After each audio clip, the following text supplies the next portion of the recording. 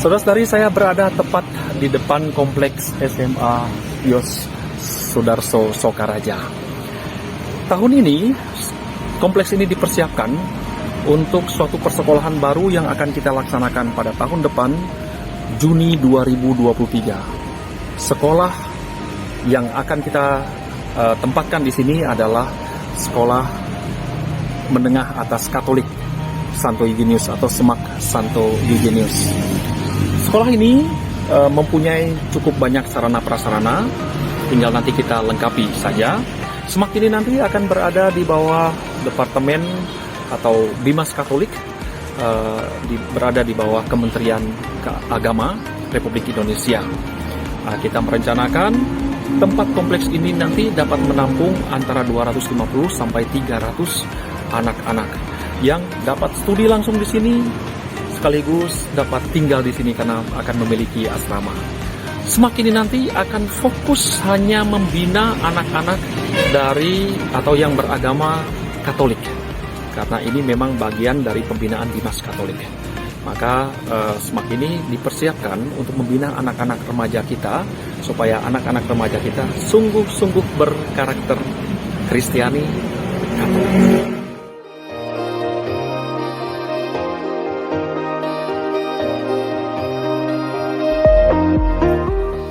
Ini adalah bangunan yang akan dipersiapkan nantinya direnovasi untuk menjadi tempat asrama putra. Kami sudah memperhitungkan dengan baik bangunan ini dapat menampung sampai dengan 150 anak-anak kita. Bangunan ini cukup luas, tinggal nanti kita bagi dalam bentuk partisi sehingga bisa diatur sedemikian rupa. Masih harus dibangun WC dan kamar mandi yang sudah dipersiapkan tempatnya di belakang dari bangunan ini. Kita berharap bahwa nanti bangunan ini akan sangat-sangat efektif sehingga menjadi tempat pembinaan anak-anak dan siswa-siswi yang akan studi di tempat ini. Di lokasi yang memanjang ini akan dijadikan tempat nanti untuk membangun dapur bagi anak-anak. Sementara di sebelah bangunan ini kita menemukan tempat untuk ruang makan. Ruang makan ini dekat dengan taman sehingga agak milenial sesuai dengan kebutuhan anak-anak zaman sekarang. Ini adalah untuk sementara masih digunakan sebagai kantor, tapi ini nanti akan kita rombak, akan kita renovasi menjadi ruang makan anak-anak.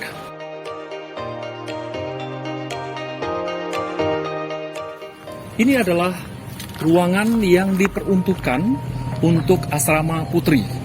Bangunan yang ada yang sudah siap dipakai ini sudah dapat menampung antara 70 sampai 90 anak. Namun sampai di akhir bangunan ini masih ada space di mana kita dapat membangun lebih banyak lagi atau menempatkan lebih banyak lagi sarana prasarana lainnya dan tempat untuk asrama bagi anak-anak. Sehingga nanti kompleks ini dapat dibangun menjadi kurang lebih dapat menampung sampai 150-an, 170-an anak-anak.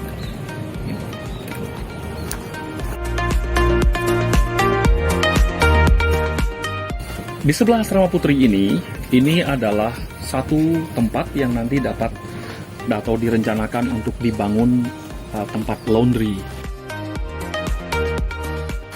Sementara di space yang kosong ini direncanakan ke depan untuk membangun asrama putri tambahan. Ini adalah lapangan basket, lapangan voli, lapangan bulu tangkis, dan lapangan sepak bola yang sangat luas untuk anak-anak kita. Jadi untuk olahraga mereka maupun misalnya untuk kepentingan seperti PBB, persiapan 17-an Agustus, untuk acara-acara musik, konser dan macam-macam, kita punya space yang cukup luas. Tinggal tempat ini nanti kita atur sedemikian rupa, kita manfaatkan sebaik mungkin dan kita renovasi mana yang sungguh-sungguh diperlukan sesuai dengan kebutuhan anak-anak kita.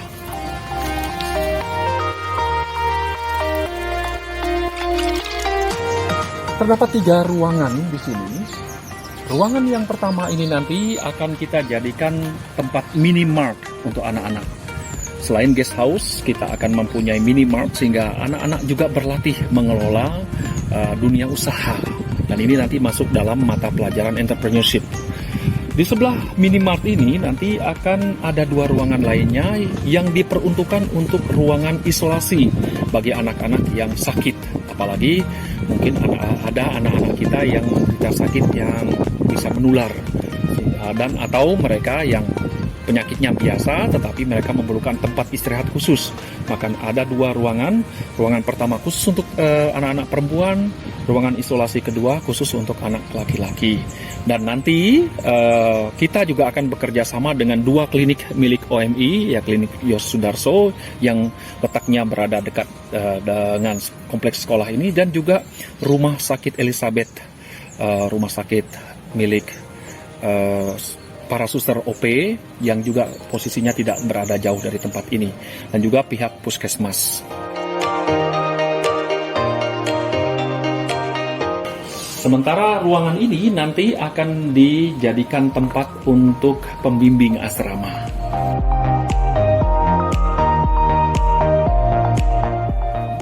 Empat ruangan yang berada di sebelah kanan ini adalah ruangan yang akan dipergunakan sebagai aula dalam. Nah, ada 4 ruangan yang masing-masing ruangan ini sudah mempunyai partisinya tersendiri.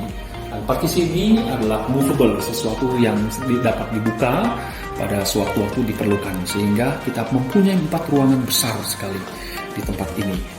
Cukup untuk menampung sampai 300 anak. Tinggal saja kita nanti melengkapi sarana prasarana yang diperlukan untuk ruangan aula dalam ini. Di atas ini adalah kapel dan perpustakaan. Sebelah kanan ini adalah ruang kapel. Dalam rencana ke depan, kapel dan perpustakaan ini akan disatukan hanya untuk menjadi kapel saja. Sehingga nanti ruangan perpustakaan akan kita pindahkan ke tempat lain. Kita menuju sekarang ke kapel.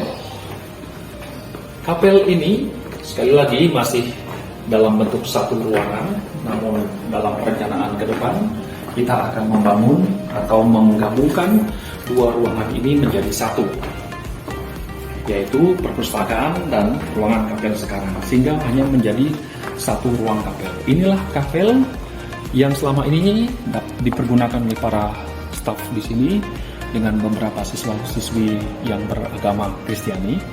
Kondisinya masih cukup baik, memang perlu perbaikan di sana-sini. Sementara di sebelahnya terdapat perpustakaan. Perpustakaan nanti akan kita pindahkan ke bagian bawah. Ruangan ini akan kita renovasi, disambungkan dengan ruangan kapel sehingga menjadi satu ruangan kapel.